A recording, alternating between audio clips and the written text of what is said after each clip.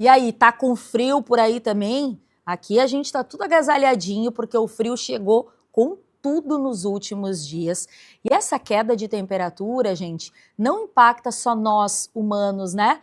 Mas também os bichinhos. Então, se você tem pet em casa, vai gostar de acompanhar essa entrevista que a gente vai fazer agora com uma médica veterinária, que é a Andréia Soares, que está online aqui com a gente. Oi, Andréia, muito boa tarde, bem-vinda.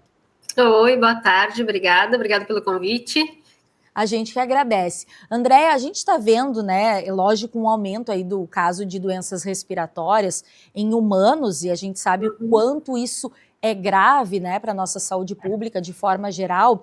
Mas eu queria te perguntar o seguinte: isso também pode acontecer com os bichinhos, porque cada vez mais eles são parte, né, da nossa rotina. A gente sabe que muita gente se intitula aí pai e mãe de pet, né? Então é impossível a gente não querer entender mais sobre como cuidar melhor deles. Isso também pode, esses quadros respiratórios, de gripe, acontecer com os bichinhos?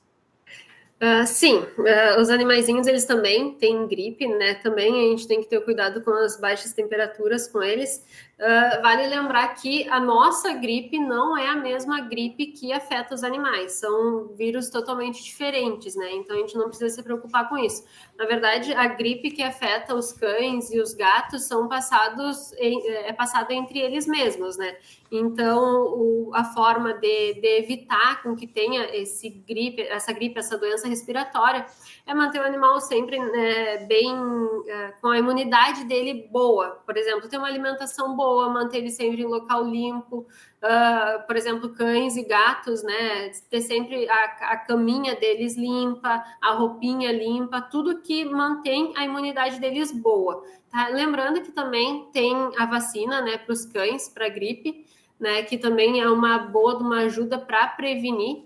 E muito importante, né, evitar contato com animais doentes, né, porque a gripe ela vai proliferar mais em ambiente onde tem mais animais, né, e onde tem esses animais doentes, porque daí acaba que um passa para o outro, não cura, e daí vai passando para mais, quando passou de um, o outro já vai lá e pega de novo, né? Então, o ideal é, se tem mais de um cãozinho, por exemplo, que apresentou sintoma gripal, isola ele dos outros, leva no veterinário, vê o tratamento certinho, e daí, depois do tratamento, volta ele a ter contato com os outros para não ter esse ciclo, né, de estar sempre um animalzinho doente.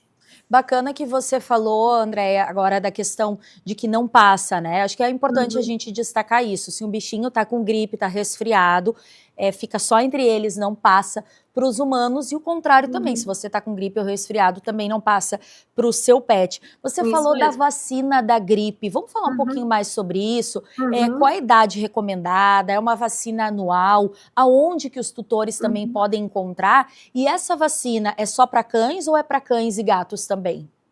Então, a vacina é para cães, tá? A vacina, a partir quando completa o protocolo vacinal das primeiras doenças virais, né, sinomose, parvo, depois que termina esse protocolo, já pode fazer a vacina da gripe, tá? Tem diversos tipos de vacina com diferentes formas de aplicação. Tem vacina de aplicação intranasal, que é o líquidozinho que vai no nariz, e tem da aplicação com a injeçãozinha, que nem é feita as outras vacinas, né? Pode ser feita a partir do protocolo e é feita anualmente, né, nos animais, mas mesmo assim, mesmo com a vacina, é interessante evitar o contato com os animais doentes, né, porque ela não vai evitar com 100% que o animal pegue a vacina. Se o animal fez a vacina e for exposto ao vírus, ele pode muito bem pegar, talvez ele vai ter os sintomas mais brandos, ele não vai ter um sintoma tão agressivo, né? Então, mesmo com a vacina, tem que prevenir, tem que manter os cuidados. Com certeza, que nem nós com humanos, né? A gente sabe que Uhum. a gente vai tomar a vacina, não necessariamente a gente não vai ter gripe, enfim, mas previne aí as formas mais graves da doença, que eu acho que Exatamente. é isso que é importante E também para os animais, né? lembrando sempre de fazer a vacina sempre com um médico veterinário, tá? Em clínicas veterinárias que tenham responsável técnico, né? Porque daí já é uma clínica onde ela é fiscalizada, digamos assim, e que tem o controle. porque infelizmente, né, tem locais que não são mantidas na temperatura correta. Uma vacina que não é mantida na temperatura correta, ela não vai ter efeito, né? Então, fazendo num local sério de qualidade, é garantir que a vacina também vai ser de qualidade, tá? Às vezes não adianta, eu vou fazer uma vacina importada, tá? Que é o mais indicado, sempre fazer vacinas importadas, né? Vai lá e faz em local que não é confiável. Por mais que seja uma vacina importada, se ela não está armazenada da forma correta, ela não vai ter o efeito. E também ir sempre num médico veterinário para fazer essa aplicação, porque a gente já tem o estudo, né? A gente estuda para isso, né? Então a gente vai saber a forma correta de aplicar e também a gente acaba tirando todas as dúvidas do tutor, né? Sobre a vacina, sobre sintomas e tudo mais, né? Então é sempre importante procurar o médico veterinário para fazer as vacinas. Sem dúvida. Quais são os outros riscos, André, que o inverno traz? A gente falou até aqui a respeito de sintomas virais, de gripes e tudo mais. Que outros riscos para a saúde dos animais, cães, gatos, o inverno pode trazer? Então, o inverno, além de acentuar as doenças virais, né, ele pode também, em animais mais velhos, ele vai comprometer um pouquinho mais as articulações dos animais, né, porque o animalzinho que tem problema na articulação, ele fica mais encolhidinho ali também, e vai favorecer ao enrijecimento das articulações, né, então não deixar o animal só em casa, seguir fazendo os passeios, mas sempre que nem o verão, cuidar os horários, né? No verão a gente não pode passear com o animalzinho ali no horário do dia muito quente, daí no inverno a gente troca isso, né? A gente preconiza passear com os animaizinhos de dia para que eles não passem muito frio, tá? Questões de doenças de pele também pode acentuar um pouco por conta da umidade, né? Sempre cuidar os animais, por exemplo, que não ficam dentro de casa, né? Não deixar eles no tempo, na chuva, né? Porque pode aumentar ali as alterações de pele dele também, tá? Esses são os mais básicos, assim, de que pode acometer com o frio, né? Que é as doenças virais respiratórias, né? E a questão de articulações e doenças de pele. A gente está vendo aí nas imagens os bichinhos de apartamento, né? Cachorrinho, gato que ficam em apartamento. Mas você falou, e eu ia lhe perguntar isso sobre os bichinhos de pátio, né? Aqueles cães de guarda, ou mesmo nas empresas a gente vê aqueles cães que ficam ali fazendo a guarda. Claro, geralmente são animais de um porte maior, são raças mais fortes, mas se possível também é importante ter um cuidado com eles, né? Isso, sim, sempre lembrar de fazer a vacina, né? A vacina é essencial também ali e não ter contato com animais doentes. Que nem eu falei, se algum animalzinho apresentar sintoma respiratório, secreção ocular, também já tirar do contato com os outros para não espalhar. Porque, assim, a gripe em si, ela abre muitas portas para outros patógenos, né? Então, acaba evoluindo para uma pneumonia, que é um quadro muito mais grave, né? Então, a gente tem que sempre cuidar desde o início. E também para não afetar outros animais, porque senão pode se tornar um vírus sem fim ali nos cães, né? Que tem, quando tem vários cães no local. Me diz uma coisa, André, falando de raças, quais são as raças de cães? Vamos falar primeiro dos cães, depois a gente fala dos gatinhos. Quais são as raças mais sensíveis ao frio? E também se são cães de porte médio, porte grande, os pequenos. Dá para a gente fazer essa divisão, até para o tutor aí que talvez tenha uma raça que a gente vai falar agora, redobrar o cuidado?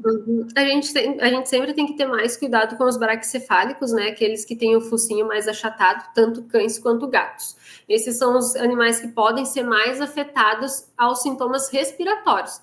Dizer que algum animalzinho tem mais predisposição ou não, né, para ter alguma doença viral, respiratória, não tem como, porque vai tudo da imunidade do animal, do histórico dele, do contato com outros animais, né? Então não é a raça que vai predispor a doença, mas assim os cuidados quando ele já tiver. Né? Tem raças que podem ter mais sintomas, que, por exemplo, são os braquicefálicos, pug, shih tzu, gatos persas, justamente por ele ter alteração já no sistema respiratório dele, né? Por conta do focinho achatado. Perfeito, perfeito. Outra coisa, vamos falar também, Andréia, dos outros bichinhos que se tornaram pet também das pessoas, né? O porquinho da Índia, o coelho. Muita gente tem optado por ter essas espécies no apartamento, né? Quem mora em apartamento. Quais são os cuidados que a gente tem que ter com essas espécies também? A mesma coisa que os cães e gatos, tá? A única coisa que difere é a questão da vacina, né? Não é a mesma coisa, mas a mesma coisa, uma alimentação boa, né? Evitar que o animal sinta frio, evitar exposição a animais doentes, né? Manter sempre onde eles vivem, a caminha deles limpa, né? Isso já diminui bastante o risco de expor a vírus e bactérias, né? É sempre importantíssimo pensar na higiene desses animaizinhos, porque como não é que nem o cachorro e o gato, né, que tu vê ali onde ele fez cocô, né, os porquinhos da Índia, hamster, essas coisas faz ali na caminha deles, né? Então é sempre interessante manter limpo ali a questão da caminha deles. Perfeito. Quais são os sinais que os bichinhos dão se estão com frio? Principalmente esses roedores, né? O hamster, o coelho, o porquinho da Índia. Como é que a gente sabe se eles estão tendo ali um episódio de muito frio? O animalzinho ele vai ficar mais escondido, mais encolhido, né? É a mesma coisa que a gente, né? O animalzinho ele também tem o instinto de ficar encolhidinho. Às vezes tem animais que tremem, né? De frio, eu diria, né? Mas acontece.